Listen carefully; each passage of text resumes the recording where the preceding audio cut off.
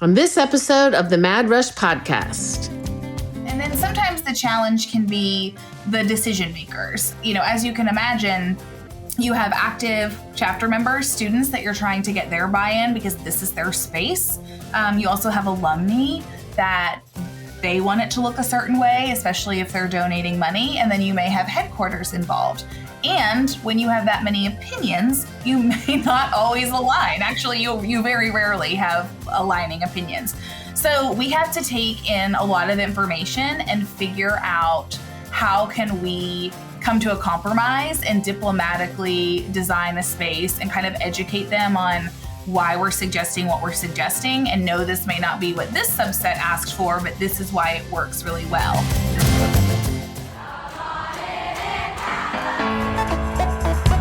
Welcome to the Mad Rush podcast. I'm Trisha Addix, the original Sorority Rush consultant. While the stories I have to share are nothing short of astonishing, this podcast goes beyond the wild client tales and sorority life. I'll be engaging with fascinating guests from both within and outside the Greek world, uncovering the surprising connections that bind us all together. Join me for a journey that's as entertaining as it is enlightening. Welcome to Mad Rush.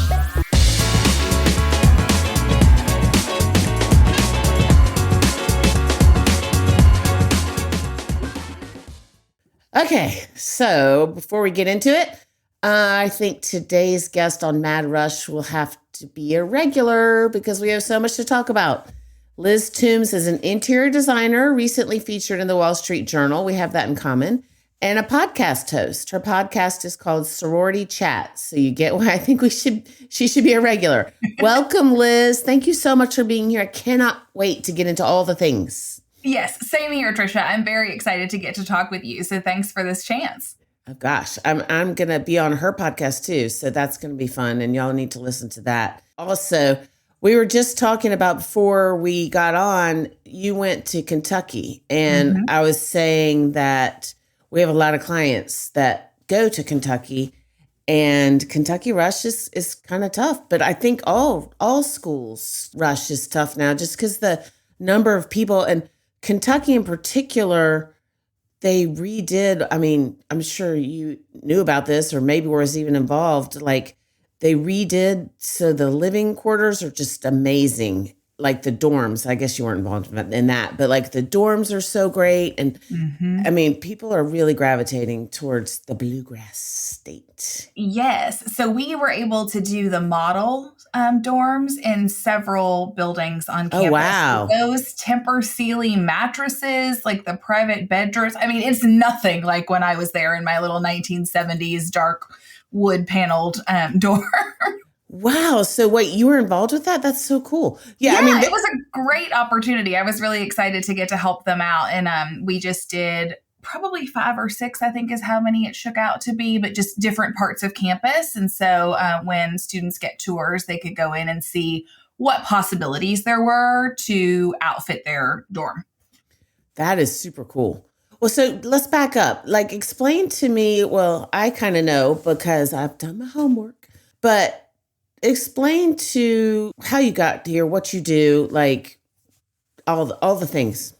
Yes. Okay. So I own PDR Interiors, and the bulk of what we focus on for interior design projects are sorority houses. So we travel the country, we go to all different campuses, work on all different types of facilities. Your like quintessential, stereotypical house that you see in like social media, on TV and so on, all the way down to like a 1-room suite or hangout space that may be on a dorm floor, depending on, what you have on your campus. So we work on all of those facilities. It's me and a small team, and we all work remotely and just really enjoy getting to do this kind of work.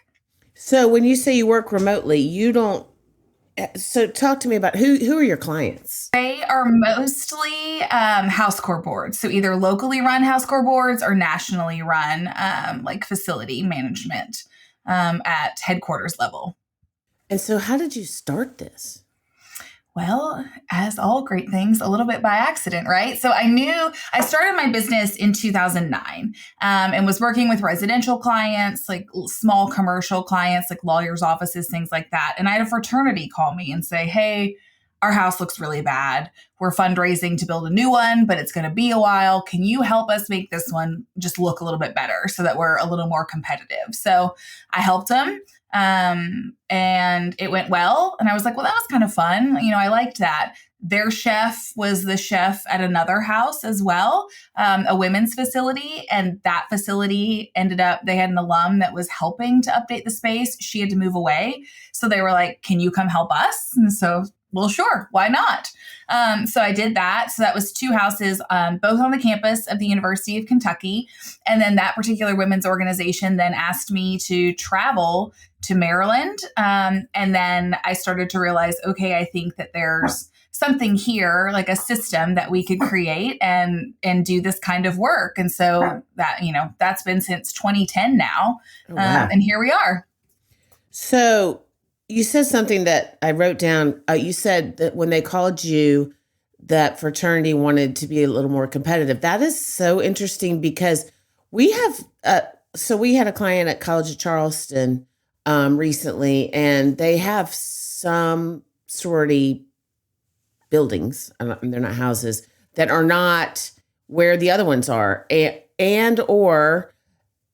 have clients at schools where, say, a sorority doesn't have a house. And that's a big turnoff for these kids because they're seeing what you see on social media, like you said, they're seeing these cool houses and this kind of slumber party vibe that's going on. And then if they get there, it's a challenge for these houses or these sororities to attract people if they don't have a good house or a house where that's Instagram worthy or whatever. Mm-hmm. I mean, I think that's the big thing. Is that a challenge that you see for them? I mean, you would know more than me. Yeah, I don't work with the chapters that don't have facilities, right. But I do know that like when we go to visit a house, when they're wanting to update it, we will ask, what's working well, what doesn't work well. We'll look at other houses on campus so that we can understand what's competitive because it really is more about than just looking pretty. This is a place where they go to hang out and right. They can congregate and build relationships with their sisters. And it's a place they'll study and eat. And it's like a safe space for them during college, which can be kind of tumultuous, depending on what's going on. And there's a lot of stressors with classes and stuff. And so we're charged with creating a space that becomes that backdrop for them and supports them through their college years. Yeah, that's also, I was downplaying it with the Instagram worthy comment, but it is, I remember that feeling when I was anxious about something or, I probably didn't even use that word in the 80s, but right. I was probably just, I don't know what, the freaking out was probably the word I used. But I remember going to the house and feeling just like you said, sort of like a sanctuary, like this is, but then also I lived with 4 girls in one room and that was a lot. And so like, what are the challenges you see for that kind of stuff? I mean, like I can remember we had a little window area with 2 beds and then there were closets were all on the right when you walked in, but the closets were minute. They were tiny. And you couldn't get anything in there. Yeah. And so and I'm very OCD. Like I'm very, like, I do not thrive in chaos at all. Like it's a problem for working from home because if there's laundry that needs to be done, like that's sort of in the back of my head. Like everything has to be done. Yeah. And so I can't imagine, and of course I don't remember shit, but I can't imagine that I was able to function in that way without having some organization. So like, what do you see challenges of that kind of challenge, space challenge? Yeah, we don't get into working on the individual rooms very much, Gotcha. Other than like specifying the furniture like beds, dressers and such. But we have to lay them out in a way that works. And so then we can see, oh my gosh, like this is going to be really tight. We're putting 4 women in here. How are we going to do that? But as much as students may complain about being in a room with 3 or 4 other girls, there's also a sense of community that comes from that. And so it's kind of like, if you shared a room with a sibling in your childhood home, like, you may not actually like sharing the space, but when you look back on it, you realize you got a lot of benefit from it. And, just talking a second ago about the private bedrooms, like in the dorms at the University of Kentucky, the design program there, I have had several students come through my company and work as interns, and they were doing some case studies and some research into people's mental health and like what they're preferring and like the benefits of a private space versus a shared space. And what they're really finding is that the communal spaces are actually much better and preferred by people in the long run rather than the separate private space, because we get kind of like siloed and out on our own, and people want that community, especially post-pandemic. Yeah, I definitely, and I did a whole, I don't even know what, but podcast, post, whatever, about keeping your door open. Because that is, I see that a lot with not necessarily my clients, but, pretty much my world is college students. So I see that getting in your room, I mean, and a lot of college kids are really used to that, because like you said, post-pandemic, they're used to being in a room by themselves and being on their computer. And it's, I am not a therapist, or I don't have any credentials, and I don't claim to, but I see that is, it's really damaging, I think. Mm-hmm. And so, I have so many memories of living with those 4 people or 3 people. I was the 4th, in that room. And it was a lot sometimes, but I do think, I still keep in touch with all 3 of them, like frequently. Yeah. And I think it's a kind of a rite of passage to live. It really is. And you create this bond. And then I'm curious. So in my sorority house, if you lived in a 4-girl room, you got air conditioning. They were like the 4-corner room. So was there any kind of like special benefit for you by rooming with that many other women? We were on the 3rd floor of the Cayo house. So no specific benefits, but it was the 80s. So we got away with a lot more on the 3rd floor than because our house mother would have to walk up 2 flights of stairs. So so our sorority house, we kind of like, it was the top floor was the wild people.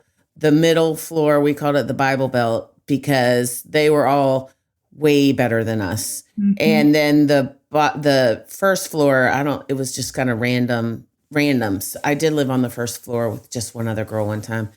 And I'll never forget. I locked my door and went to a football game with a date. Like, I'm sure that's how you guys did it.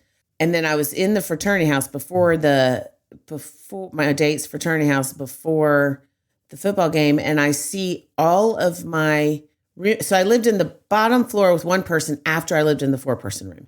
Okay. So I'm at the fraternity house and I see all those girls walk in and they're all wearing my clothes. I was like, wait, what is happening? And they had broken into my room because they knew that they could wear my clothes. I was like, wait, I moved out and now I just have one roommate and now you're still wearing all my clothes. Yep. But yes, so that's really was the only benefit, was that we could get away with more because Bae, who was our house mother, didn't want to walk up the stairs. But we didn't get like air conditioning or, private bathroom or anything like that. Me saying that even out loud now, I'm a person who likes my comforts. And so I like conditioned air. I like to be comfortable and, and so I lived in a room, a 2-girl room where we didn't have central AC. And I'm like, how did you do that? I don't know. How did you do that? I don't know. Especially in Kentucky. I mean, It's not like you're up north where it's cool. So what are some of your, or you don't have to say some, or one of your favorite projects that you've done? I'm really fascinated by what you do, because I think there's such a need for it. And it's such a niche. It is. It is. It's so interesting. And sometimes people are like, oh, this is so strange. Other people are like, oh, it's so glamorous. And I'm like, well, if you saw me all sweaty after an install, that glamorous comment would probably go out the window. But yes, it's very fun. One of my favorite projects was at Oklahoma State. The board that I worked with there, they were just a group of really great women that cared a lot about the students. They had like a really great camaraderie. There were actual biological sisters on the board. And so I really enjoyed working with them. We got to collaborate very well together. And it kind of happened like, I'm trying to remember the years now. It kind of flowed into the pandemic. And so it was just kind of nice to like have that finished and to see that at a time that was like kind of tumultuous otherwise. And that was really a house that started that campus to it spurred a lot of renovation of other houses. Like they were the first one to do it. And so I still keep in touch with those folks and was very proud of how that one turned out. And the women really liked it. So how long like what exactly did you do? I mean, you don't have to say the house or anything, but like what areas did you do? And like, how long did it take you? Yeah, so that's a good question. All in all, they were probably doing it for a couple years, maybe a bit more once you factor in some of the fundraising that they were doing. I was involved for about a year and a half, I think. It was a major renovation and an addition. So there was like the architect team came in and restructured how the existing footprint, like the existing house, how those rooms were laid out and used, and then added on to it as well. And so just that way, the needs of the chapter were better met. Like the dining room was too small.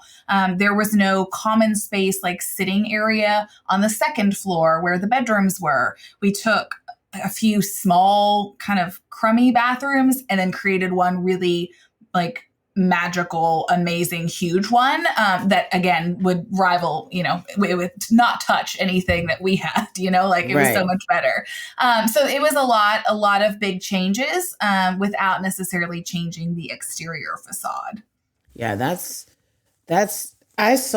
think it was the Fine U house at Georgia, and I went into their bathroom and I was like, okay, they had just redone it. And I was like, wait, what's going on here? Like they had little like area. I'm sure this is what you do, but probably even better. They would have little hair drying areas. Yes. And I was like, wait, I was standing in a pool of water, hoping not to be electrocuted. Right. Well, like, wow. Yeah, that's very cool. I mean, it makes such a difference. And now during Rush, people do house tours. Yes. And so there was a new sorority at Georgia. Alpha Phi came in, I want to say maybe 6 or 7 years ago, and they built this house that is insane. I mean, it's like an Alabama, tradition, like huge. And they thought of everything. I mean, how do you it seems so cutting edge to me that, they think of everything like you said, a place to hang out on the second floor or, but also, I mean, that's a real gift that you have to do that because it's a lot of people that need to feel that sanctuary feeling that we were talking about. Yeah, you're right. And so you just have to find different ways to offer that to people, like smaller gathering areas, larger gathering areas for like watching The Bachelor or Emily in Paris or whatever. And you were so right. One of the most amazing things that I've seen come out of the last like 5 to 10 years are the getting ready counters, like the blow dry area, the makeup area with the LED mirrors, like all these really nice things. It feels like a spa when you go into these bathrooms. And so, I mean, like, you could convince me to probably throw on a pair of flip-flops and take a shower caddy and go in there because it feels so luxurious. Yeah. And that's what I'm saying. Like it was luxury. And that is also just for someone like me, having a place for your things and just having that piece. I don't love to put on makeup as we discussed, but like my friend Hart has, she calls it her tuffet, and she has her iPad and she has great hair. And so she does her hair while she watches her iPad. Watches her iPad, and she's got all her products. And I was so jealous of that. And I guess it was last Christmas, not this one that we just had, but my husband knew that I was so jealous of Hart's tuffet. So he bought me like a full on salon chair with the little bar, like that you put your feet on, the whole thing. Well, it didn't fit in my bathroom. And so, we brought it. I'm very lucky to have a beach house. It did fit there. But he's like, all right, you're going to the Tuffet? I'm like, I'm going to the Tuffet. Because I don't like to do my makeup and I don't like to do my hair, but having a place where I'm enjoying like the luxury of it makes it a little bit better. Yeah, totally. That's what we call a country club problem when you have your chair to fit at home, so you put it at the vacation home. Yeah, exactly. It's not a third world problem. And we're talking right now as the wildfires are going on. And I'm just like, speaking of reality television, I watch The Real Housewives of LA, and Garcelle is one of the, I don't know if you call them characters because it's reality. I don't know. Anyway, she grew up and she just had this Malibu beach house that, she didn't. And I was watching it because I don't really have time to watch TV, but I did this weekend because it snowed.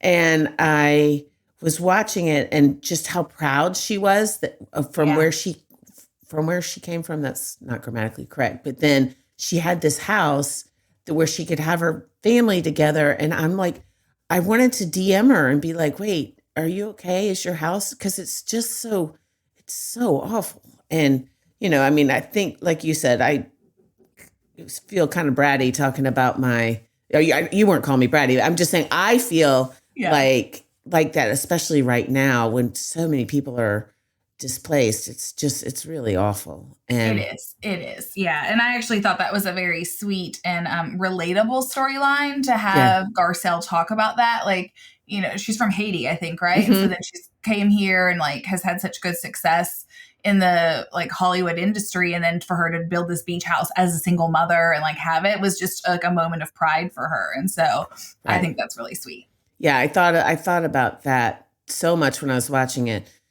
I mean, I think it was a few episodes ago, but I was thinking about, I hope, all of it is just tragic, but that was so touching. Mm-hmm. And, it's more than losing a house. It's just, I don't even know, but yes, that is having a place that you're proud of, that is your sanctuary, is really important in college and anytime. It is. And it's so easy to get caught up in the shiny, pretty, the luxurious parts that we're talking about. Not every facility is that way. Right. And, I know sometimes Greek life can get a bad rap and is, called elitist or whatever. There's so much good that comes from it, like the leadership skills. And like I've said before, the camaraderie that comes from it.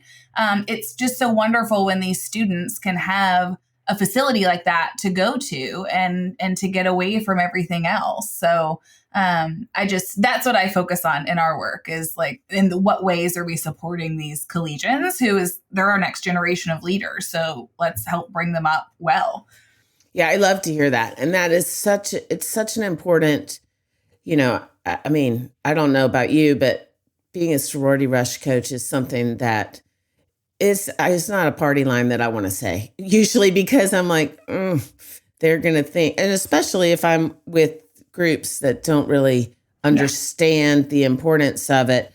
But, I've said forever that I'm not sitting here with a bow in my hair thinking everybody should be in a sorority. Mm-hmm. I'm with you. I think it's our future leaders, and the sense of community, no matter what it is so important. Yeah, I agree. The reason I chose to go through recruitment was because I had gone to a very small high school. And so I was like, I'd like to go to a larger college where, everybody's not all up in your business. You can kind of, ebb and flow. But I was like, I need somewhere to still plug in and like have folks that are like my community. So I went through and did that. I wasn't an athlete, so I didn't have that kind of built-in teammate type thing. And it ended up being great for me because I did meet so many great people and learned a lot of good things and had experiences. And everyone thinks it's cliche to be like, oh, I still talk to them now. But there are people that you do still talk to now, just like you're talking about your roommates. And there are lifelong friendships and bonds that I really value. Right. And it is so important. I also went, where are you from originally? I grew up in Louisville, Kentucky. So at Lexington, where the University of Kentucky is only an hour away. Yeah. I have a lot of, this is hilarious. I have a lot of friends. Some of our best friends are from Kentucky, like Princeton, Kentucky, and Danville, and Louisville. Yeah, and, you're kind of spread all over then. Yeah. Folks, So we went to, I think it was Keeneland, and we were checking into this really beautiful white hotel. I don't know. Campbell House? Yeah, I think that was it. And I go up to we were there for the Georgia-Kentucky game, but Keeneland was the weekend before. And my husband's aunt and uncle had been there, and they have the same last name as us. And so we go to check in, and I said, Addicts. And she said, oh, do you want to use the credit card that's on file from last week? And I was like, yes, I do. Oh. So, I mean, it was a total joke. I called Greg's uncle, my husband's uncle, and I was like, just so you know, I was offered to use your credit card. And he was like, go ahead. I was like, of course I'm not using your credit card.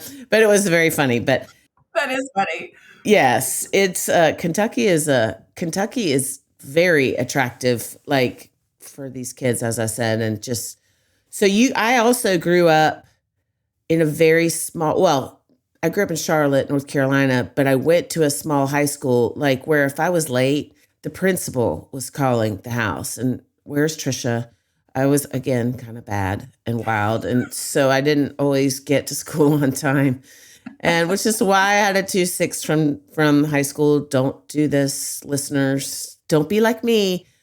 But I went, and so I go to Georgia, and it's huge. Mm-hmm. And I wanted to find a way to make it smaller. And I don't know if you know my story, but I didn't get into a sorority my first year. So that was tough. It's tough to not have your people, especially if you're going to a big place. Yeah. So yeah. So I love Athens so much, though. I've got a really good friend that lives down there. I love that town. I love to go and visit. There's just something so charming about it, and it's always a good time. Yeah, it's cool. I used to grocery shop with REM. Like I lived on Broad Street, and there was in this apartment. I moved so many times in college. I don't even know. I needed you to follow me around and decorate these places. That is the other thing as a sidebar. I hate moving now. Like I really hate moving. I have to mentally prepare, and it brings a lot of stress. I moved all the time in college, maybe once a semester, once a year. I'm like, how did we do that in our youth? I don't know. And I remember, getting pots and pans, and then, like, I'm moving out to my next apartment, and I'm like, I'm just leaving them. Like, but I mean, we moved all the time, and I didn't always leave my pots and pans, but it's crazy how much we moved. So, I mean, I barely even remember how long I lived in this apartment, but I used to grocery shop. It was right across from the Kroger. And so I would walk over. I didn't have a car at this point in college. And I'd walk over and grocery shop, but I grocery shopped at weird hours. So I was like, it would be like midnight, and I would grocery shop. It was a different world then. Don't go out at midnight by yourself now. And Michael Stipe, who is the lead singer of REM, he would always be grocery shopping at the same time. And but Athens was just different then, but it's still so cool. I love the music vibe. The restaurants are great. I had a son. I have a son. My older son went to Georgia, and so I got to experience it again, which was really fun. That is fun. You kind of get to have a different view of it. I love The Last Resort. Speaking of restaurants, it's always so good. Yes. So, do you go there often? You don't travel for your work? Do you? Yeah, I do. So we will travel. So when I say we work remotely, there's, we've got one in Kentucky, one in Tennessee, 2 in Kentucky. And so we will travel and go and look at a project to do what we call scope it out, right? Let's take a look, do all the measurements, photographing, meet to understand what we're going to change. And then we do all the planning back in our office and work with the clients remotely. And then we travel again to install everything and oversee the furniture delivery, the drapery installations, so on and so forth. And so that's when I said when you see me on install day and I'm all sweaty, now you know why, because I'm schlepping all this stuff in and out of the house with the movers. But yes, we do travel. And so that's the benefit for me of not having an additional, like an office to go to. My office is in my home. It's just all right here. And then we travel out to our client projects as needed. So you said you have one in Kentucky. What do you mean? 2 in Kentucky, 1 in Tennessee. I misspoke. And when you're saying those numbers, what do you mean? You have two designers. Sorry, there's 3 of us, like designers. Okay, I was confused. Like if you had the projects there, or so you have designers there. Oh, that's nice. I'm so fascinated by interior design. I love it so much. You can look around, but I am a terrible interior designer. But do you do, like, let's say KD house? Do you do a lot of green? Like, do you do the sorority colors? Is that a thing? Typically so, yes. Most of them want to have their organizations, I'm going to call it brand, showing through. So colors, symbols, those types of things. You can do it in very obvious ways, like paint color or fabric on the sofa, and you can do it in other more subtle ways. Like if we work with Pi-Fi, we may find interesting patterns that subtly include the arrow, and then we have pillows made with that, or we do other things. So yeah, the colors are definitely big, especially this coming year. And in recent years, you're seeing a lot more requests for bold colors, like strong color palettes. And so we're going to probably be using a lot more. Why is that? Why? I think people are tired of the like subtle grays, whites, kind of farmhouse vibe. We're moving away from that now, and going a little bit more towards warmer tones and brighter, more saturated colors. I love that. And so I read somewhere that Pantone brown is the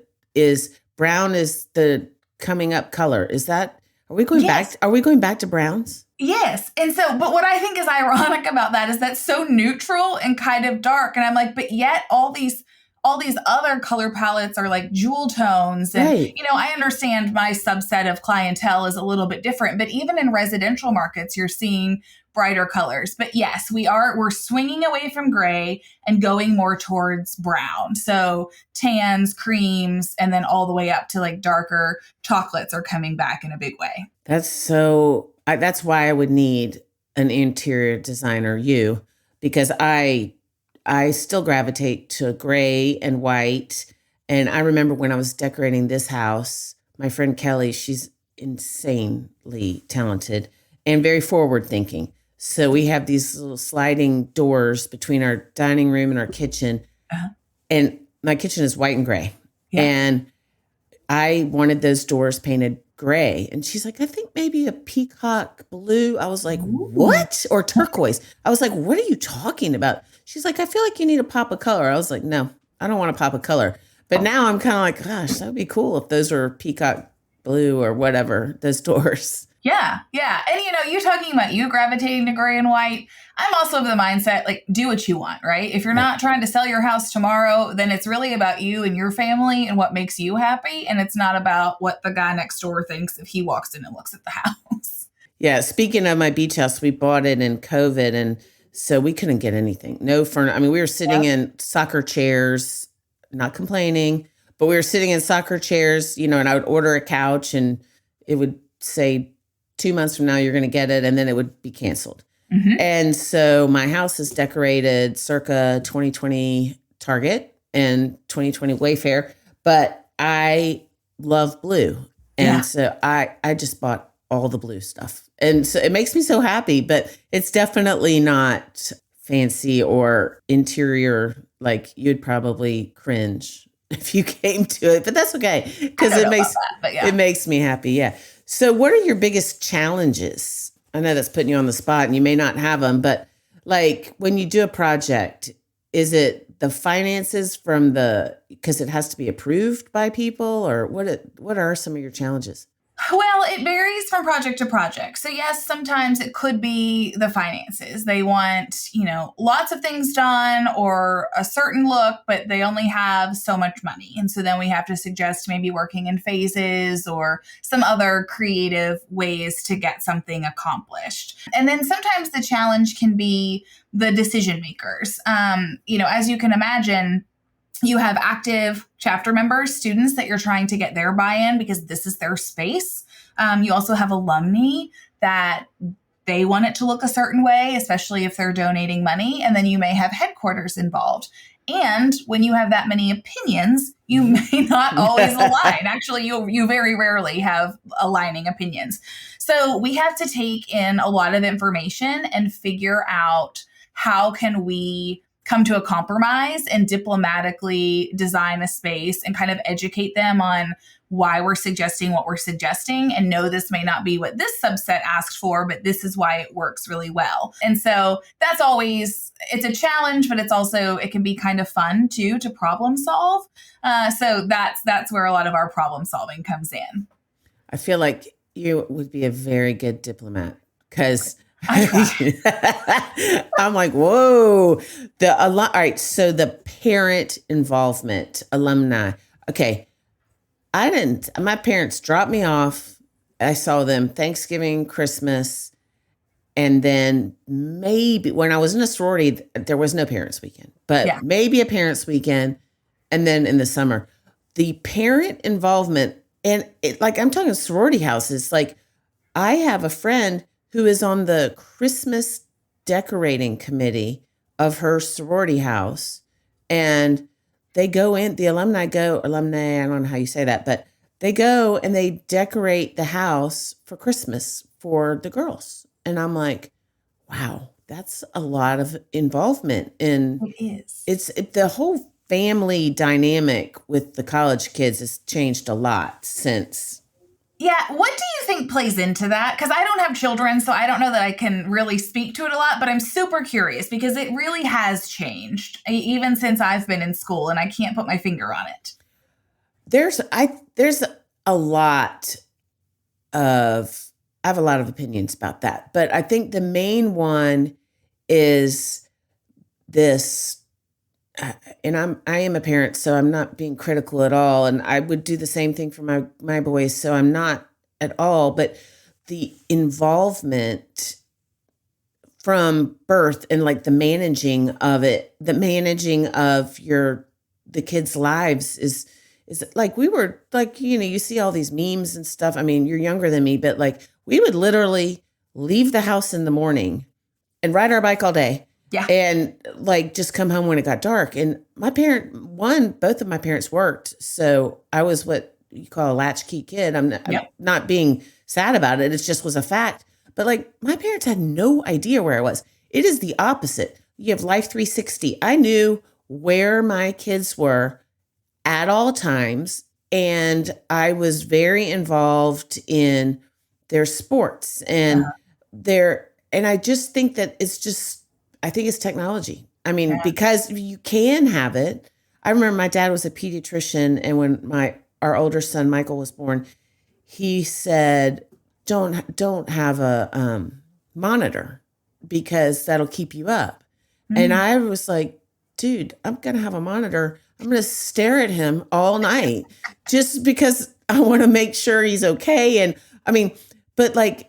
It's a totally different mindset. And I think it's technology. We have the ability to do it. And so we do. And so we're very involved. And I have friends, most of them are girl moms, who, if we go to lunch, their phone is out and they're in constant contact with their kids. And that just doesn't stop now when they go to college. And I don't know what the answer is. I don't know if it is even a problem, but it is a thing for sure. Yeah, I mean, I think it can be good or bad. It just is kind of situational, but it certainly is different because I went away to school and then I stayed in the summers and I worked. And so, I didn't run home every break. And, my parents came up for the certain things to visit, but otherwise I was pretty independent. Yeah, I think that that's different. And I also think for me, I am very lucky that I had boys because I tend to like, if I hear something, like if let's say one of them was worried about something, then I would continue worrying about it long after them. Like, I feel like having that constant contact wouldn't have been hard for me, but it's definitely the family involvement. I've done a podcast talking about like what you wear as parents to go down to parents' weekends, because it's a thing. Like some of my very dearest friends are parents of my kids' fraternity brothers. Did I say that right? And that's just from their college experience. I've made really close friends, which is way different. I don't think my parents knew any of my friends' parents. Right. Yeah, it's just a different, and I think technology, to answer your question in a very long-winded way, I think it's technology, but. Well, and then I want to ask you too, I didn't realize until recently, and maybe it's more than just at Ole Miss, but that parents come for bid day. Like, when did that start? And are there other campuses that do that too? The whole thing is just fascinating to me. Yeah, parents come for bid day. For instance, Wake Forest Rush, we're recording this on a Monday for you, those of you who are listening, and Wake Forest Rush bid day was yesterday.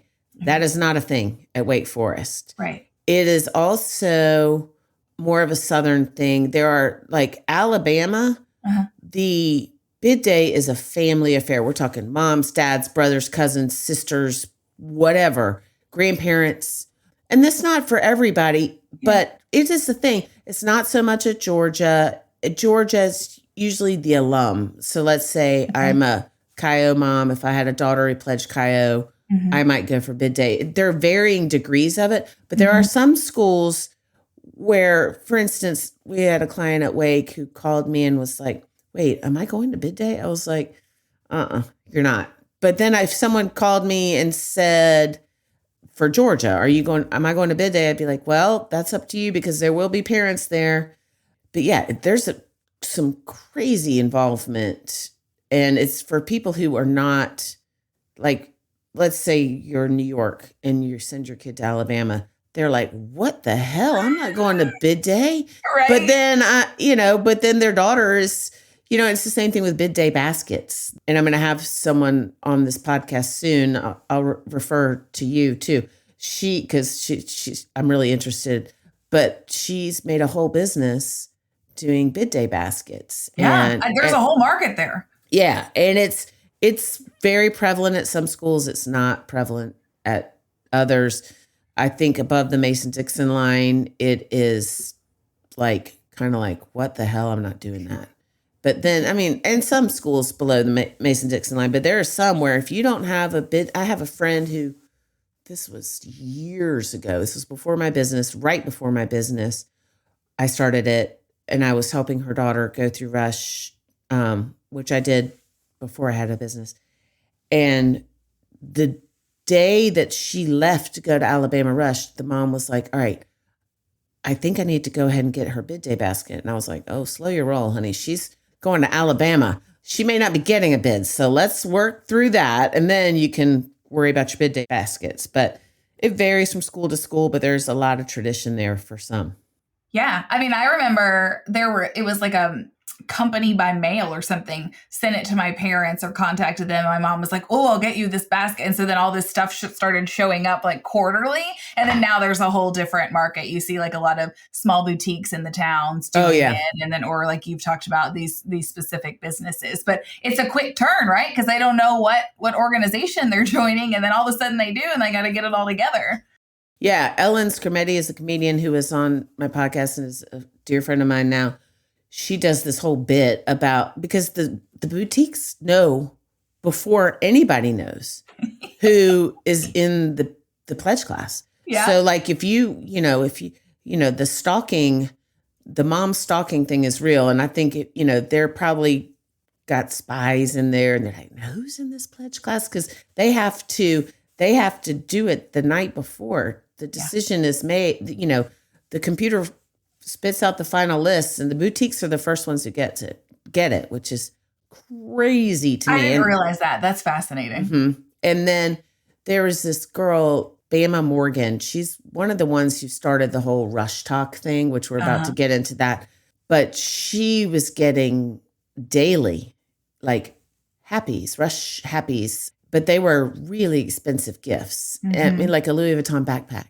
Whoa. And that kind of stuff. And so that, I think that also contributes. I'm not saying she did, so I'm not being critical of her, but that contributes to this whole, this excess, like what is going on? And I'm sure get asked that a lot, the excess. But like me, you are doing this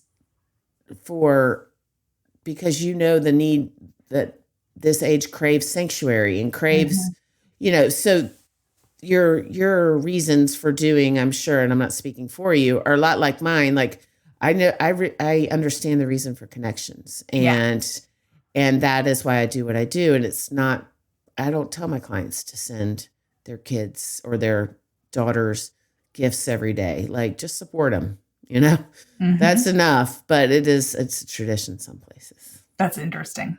So speaking of hashtag outfit of the day, which was Bama Rush Talk for Mad Rush, I've repurposed hashtag OOTD into observation of the day. So what is your hashtag observation of the day?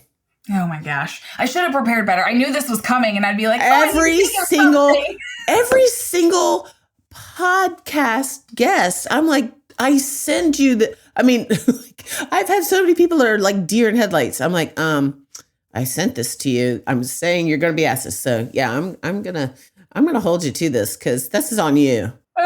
It is. I know. And then I listened to your other guest. I'm like, oh, that was a good one. Or, oh, this is a good thing. So observation of the day.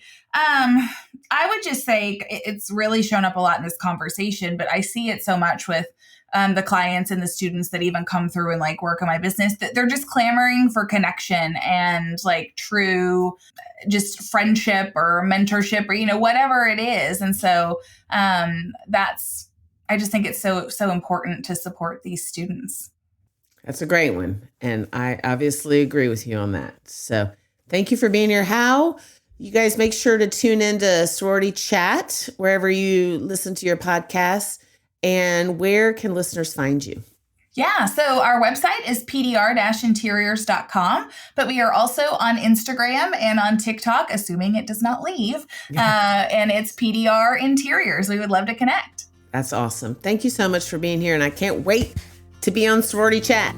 I know, I'm very excited. Thanks, Trisha.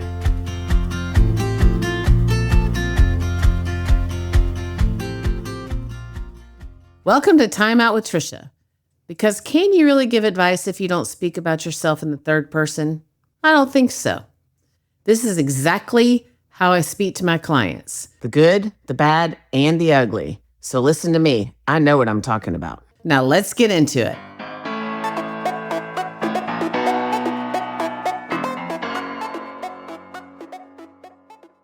Okay, so I always get calls after rush for people who did not have a successful rush. And while we don't guarantee anything with It's All Greek to Me, the preparation that we do really helps set you up for success. And I got asked just today what the two most important things are when preparing for rush.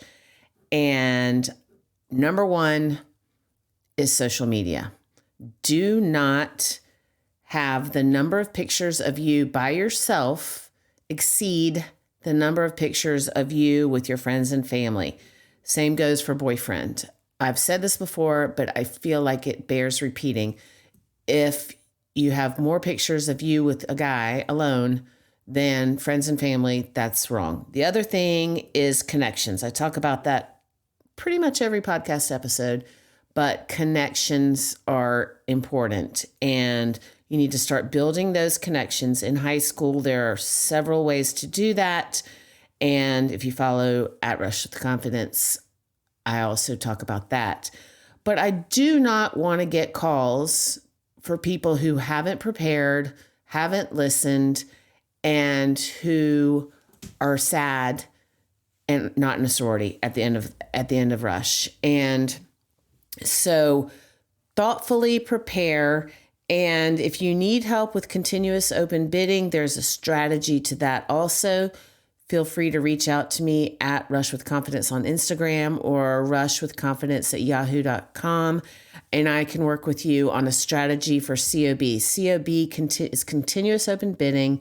It's the bids that are extended after formal rush, and it's constantly changing because it's done by house total, meaning the number of people that are in a house, if that changes and drops below the allotted house total, then they have spots. They don't always do continuous open bidding with those spots, but if they do, it is also something you should prepare for. Anyway, I'm here for you. And that's it for Time Out with Trisha. We'll see you on another episode of the Mad Rush Podcast.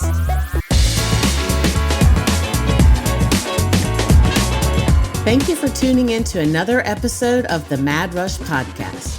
If you are enjoying this podcast, please consider leaving us a 5-star review. For additional Rush tips, updates, and more, please follow me on Instagram at Rush with Confidence. If you would like to reach out to us or for more information, please email info@madrushpod.com. This podcast is produced by Collier Landry and Don't Touch My Radio. Copyright Trisha Adams.